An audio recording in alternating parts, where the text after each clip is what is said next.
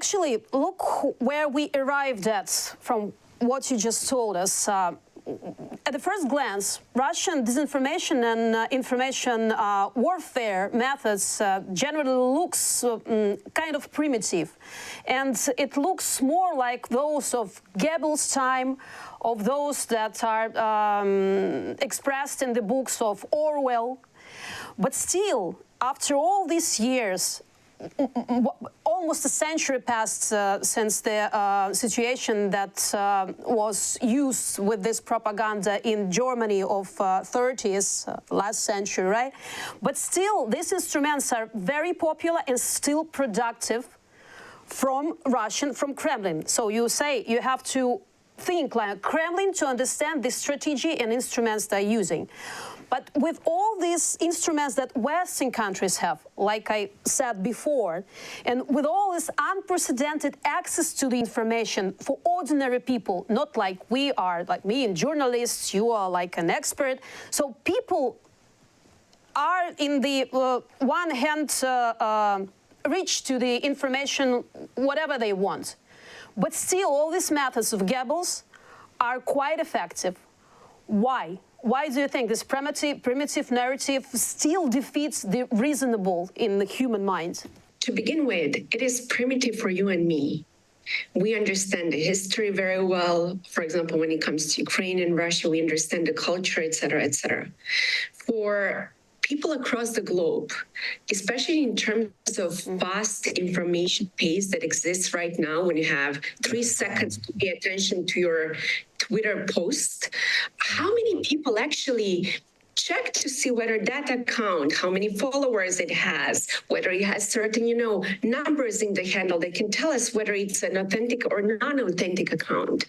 I'm not sure about that. And second thing is arrogance among the West, especially among the leaders, who again, perceive these things, through their lenses and who would mock, such Russian propaganda. But I will tell you, specifically in Africa, Russian propaganda and in the global South more broadly perfectly works. Why?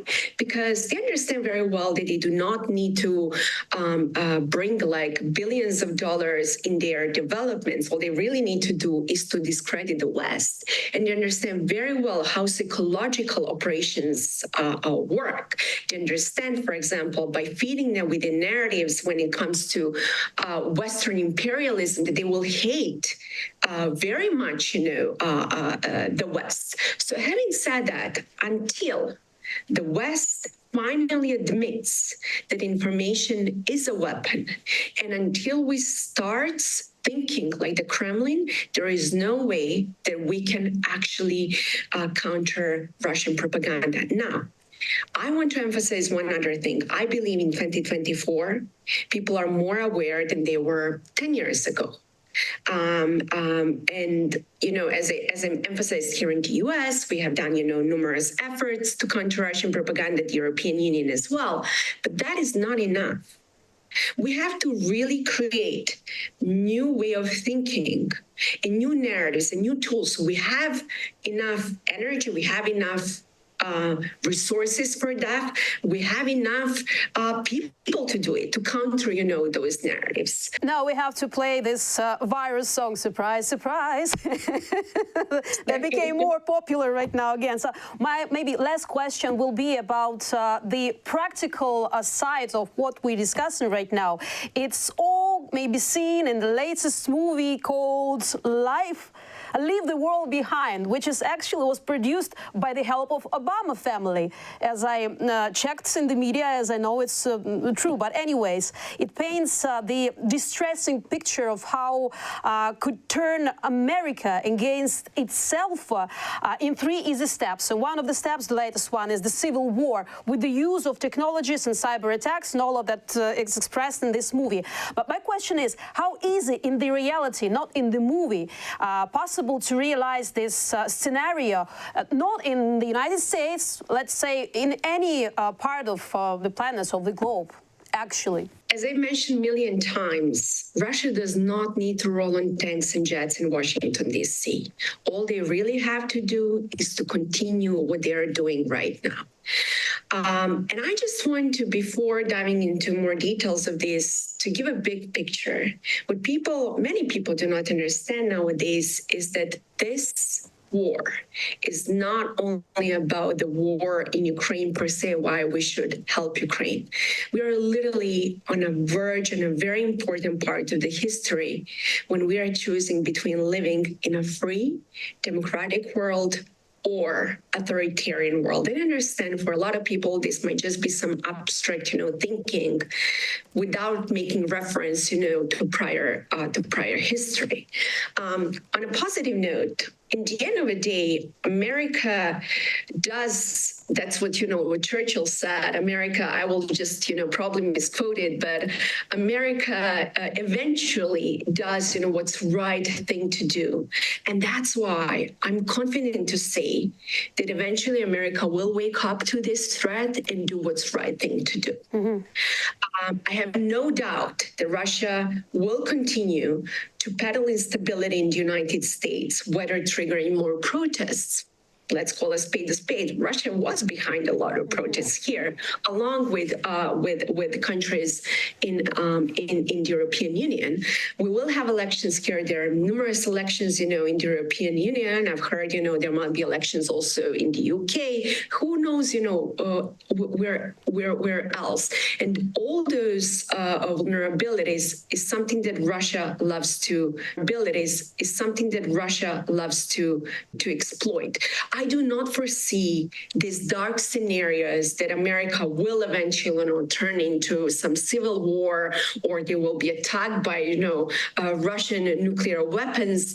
But I do believe that Russia will continue to target the United States by imposing more instability. And I'll tell you, one more thing, which is Russian goals are not specifically focusing on 2024. They have time. That's their superpower, time. They're patient because they understand that for Russian imperialism to finally work, the time works for them. They do not need to accomplish their goals of destroying the European Union in this year. They can wait.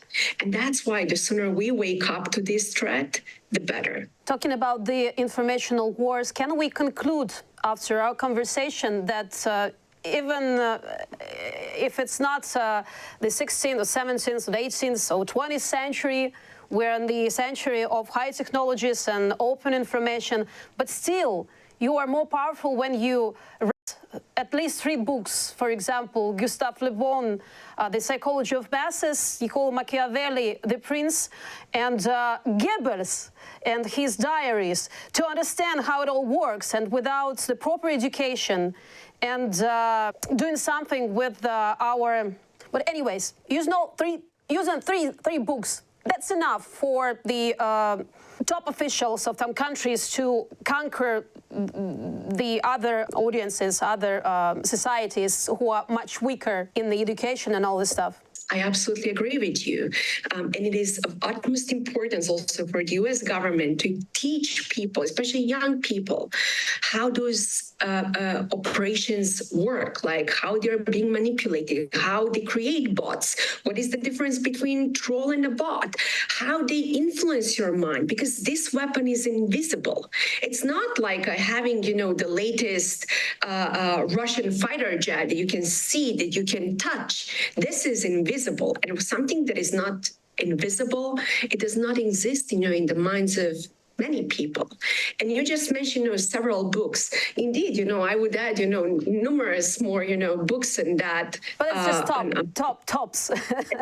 Exactly. But if there is one final thought that I would love to say, there is a Russian strategy, it's called reflexive control, that does not exist in the West.